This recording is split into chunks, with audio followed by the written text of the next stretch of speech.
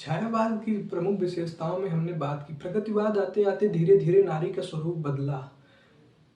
वो मार्क्सवादी प्रभाव से कवियों प्रभावित थे, तो वो कहते हैं मैंने उसको जब जब देखा लोहा देखा, लोहे जैसा देखा, गोली जैसे चलते देखा, ढलते देखा। तो इस प्रकार की कविताएं प्रगतिवाद में लिखी जाने लगी। छायावाद में कामायनी एक रचना जयशंकर प्रसाद की आती है। उस कामायनी के संदर्भ में विभिन्न आलोचकों के विभिन्न मत हैं। उस मत को हम जान लेते हैं। छायावाद के विभिन्न आलोचकों के विभिन्न मत हैं। छायावाद में जो सर्गों की संख्या है, कामायनी में जो सर्गों की संख्या है वो 15 है। चिंता से शुरू होती है और आनंद पे जाके खत्म होती है। चिंता, आशा, श्रद्धा, काम, वासना, लज्जा, कर्म, ईर्ष्या, ऋणा, दर्शन, रहस्य, आनंद। तो इस छायावाद के संदर्भ में ये जो कामायनी रचना है, इसके संदर्भ में ये कहा गया कि कामायनी जो रचना है वो मानव मन के विकास की कहानी है।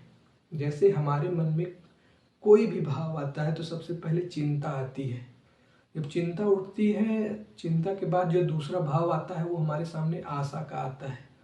आशा जब हमारे मन में उठती है तो हमारे हृदय में श्रद्धा आती है।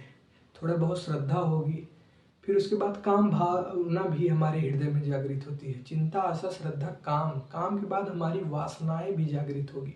वासना के बाद फिर लज्जा, फिर लज्जा भी आएगी। चिंता, आशा, श्रद्धा, काम, वासना, लज्जा।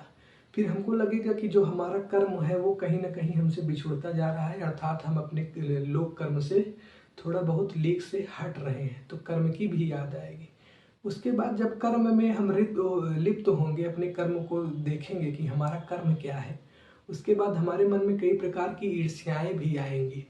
वो ईर्ष्या आपको जो है वो आंतरिक ईर्ष्या है और उसी का बाहरी स्वरूप हम दूसरों से रखते हैं। तो ईर्ष्या आई, उसके बाद ईड़ा आई। ईड़ा का तात्पर्य हुआ बुद्धि से। जब बुद्धि का समन्वय हो जाता है श्रद्धा से, तो फिर जीवन में जो है वो आनंद की उपलब्धि हो सकती है। आज हम देखेंगे आज का परिवेश क्या है। भौतिकतावाद की इस दुनिया में, चकाचौंध भरी इस दुनिया में प्रत्येक मनुष्य अंधी दौड़ दौड़ता जा रहा है। विज्ञान का जो आज वर्तमान जीवन पे प्रभाव पड़ा है वो मानव को चाहे जितना सुख समृद्धि से भरपूर कर दे, चाहे जितनी भी उनको सुख सुविधाएं दे दे, लेकिन मानव मन की यदि मानवता और संवेदना खत्म हो जाती है तो वह मनुष्य से पशु की तरफ अग्रसर हो जाता है। और यही कामायनी का मूल उद्देश्य है। इस रचना के माध्यम से बताया जाता है कि देवता भी जो थे अपने भोग विलास में इतना लिप्त हो गए कि देव सभ्यता का विध्वंस हो गया। सिर्फ मनु अकेले बचे हैं, उनके मन में भी कई प्रकार की चिंताओं का प्लावन हो रहा है, जल प्लावन उमड़ रहा है। उनके मन में भी कई प्रकार की चिंताएं जो है वो आ रही है। दोस्तों, एक महत्वपूर्ण प्रश्न ये है कि जयशंकर प्रसाद जी ने श्रद्धा को क्यों महत्व दिया। श्रद्धा मतलब समझ रहे हैं ना, जो हृदय की आंतरिक हमारी अनुभूतियां और किसी के प्रति हम जो हमारा भाव है वही श्रद्धा कहलाता है। तो श्रद्धा को क्यों महत्व दिया, ईड़ा को, बुद्धि को क्यों महत्व नहीं दिया। वर्तमान परिप्रेक्ष्य में क्या महत्वपूर्ण है, वर्तमान परिप्रेक्ष्य में हम देखेंगे तो